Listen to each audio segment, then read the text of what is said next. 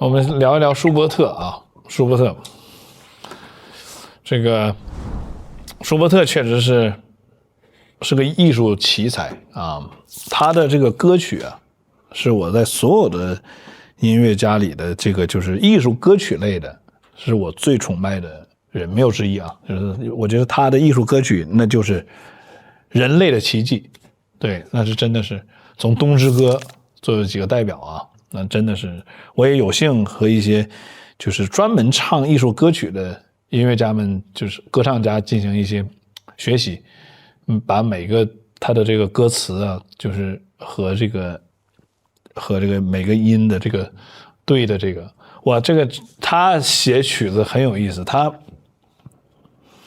有的时候是先写曲子，然后再放歌词，对，他会通过这个音，他会把这词给改了。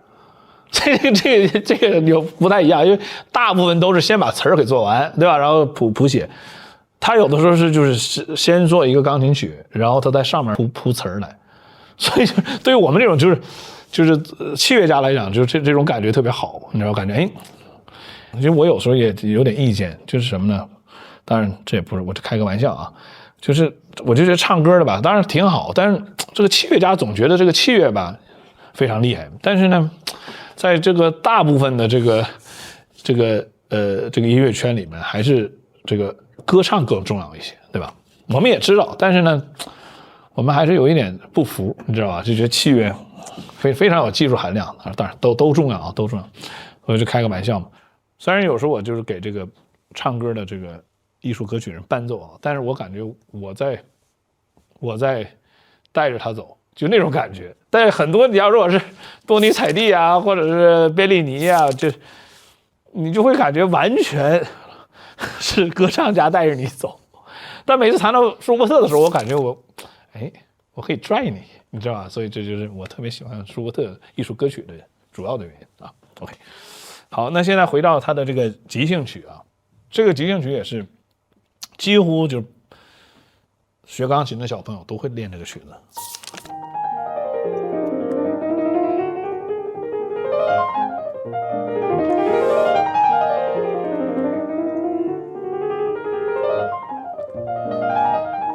它是分两段，比较经典的。这一段呢，就是很轻松，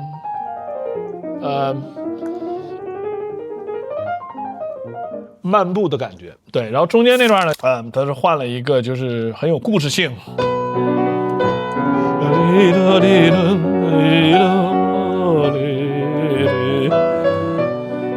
是一个艺术歌曲。啊，你就可以给它铺词了，这已经可以是完全可以在铺词，是雷鸣闪电还是爱情的风暴啊？它有很多是跟情感问题有关系的啊。他的歌，在等待中啊，单相思啊，对，比较忧愁啊，比较忧愁。他是一个比较忧郁的作曲家。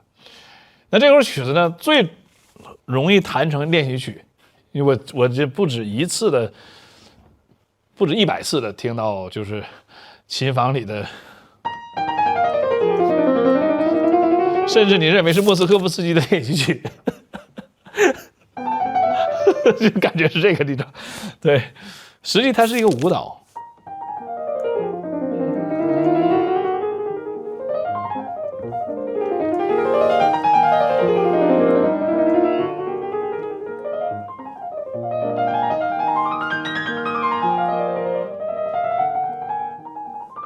说到这个舞蹈呢，和这种风格呢，我就想说3个字儿：维也纳。对，大家都知道，这个当时的维也纳是这个古典音乐的这个首都啊，莫扎特、贝多芬、舒伯特啊，你就是反正最牛的全在维也纳。从这个古典音乐时期的这个维也纳是绝对的首都啊，所以呢，大家都能感到什么呢？就是维也纳这个城市啊。很有意思，这个城市吧，会让你感觉就是你一进到这个城市，你就想翩翩起舞。你包括你现在去维也纳，我前2天又去了一趟，然后去那个美泉宫，是我们做了一个快闪。就是在维也纳那个城市里边，你感觉连鸟都会唱歌。这是我头一次去维也纳啊，包括我头一次感觉能唱歌的城市倒不是维也纳，是萨尔斯堡。我头一次去的时候，你就是听到那个舒伯特和莫扎特的装饰音，全是这个声，就那个鸟就是就真的那个声音。我就是早上5点被那鸟吵醒的，就是在萨尔斯堡，住在那个离那个山比较近的那个森林的一个酒店里面，就早上就听着，就这种，就那鸟就这么唱，你知道吧？就真的是很神奇啊！所以我们首先呢要把这个维也纳的这个不慌不忙的，边喝咖啡边跳舞的这个感觉要弹出来。你说他懒吧，他一点都不懒；你说他多勤劳吧，他也不勤劳，他就是那种，很舒适的、松弛感的，用今天的话就是很有松弛感的活着，就是那种感觉，尤其那个时代。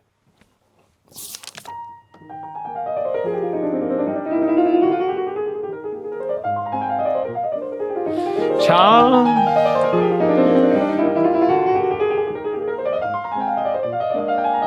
上去，这高八度，然后马上变得很 melancholy，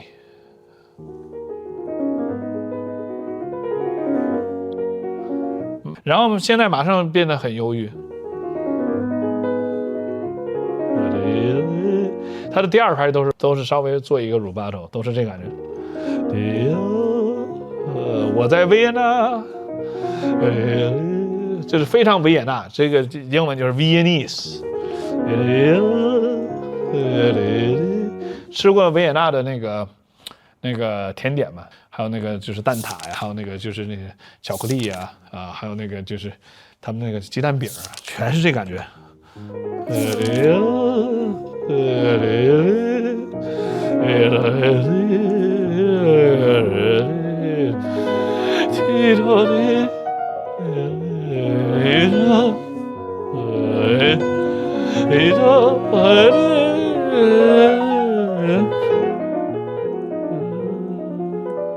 像个迷魂阵，然后从模模糊糊的感觉又到了很清醒了。